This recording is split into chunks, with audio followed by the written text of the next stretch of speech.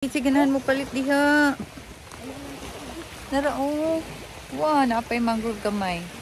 So, muni siya ang palibot. Muni siya ang entrance sa gate. Padung sa property. Dagat na ha.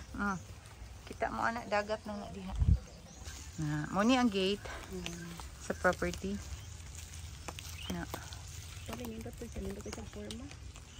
Di na kinalan mag-gate.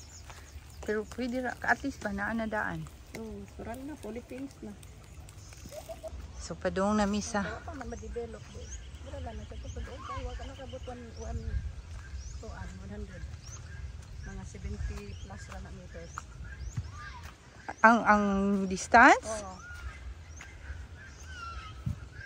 Dapling yung dagat. Kanin mo'y perfect. Perpetual road right sana. Sila dunit pa kay nagsuon na sila niya. Isi sila dunit og kasada para magian gid sila nga riskuan. Kuan, perpetual road right kanila ba?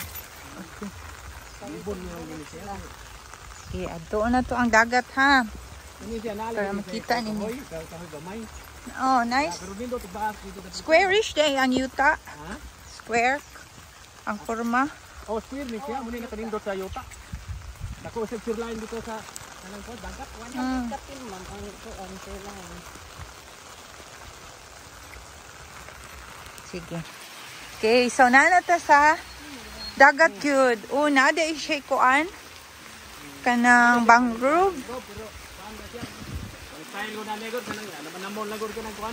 Kanang dili kay kanang ko liman lagod. Dili man na hilabtan ng mangrove, di ba? Nindot sa design na kanang nana. Kanang kuan Oh, very nice. Kaayo ang dagat. Taman ang property. Title ra ba ni siya, Bert?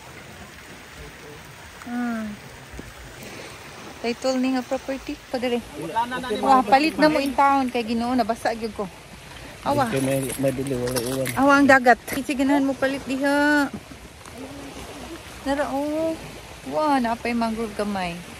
So, muni siya ang palibot. Taman anang gikural.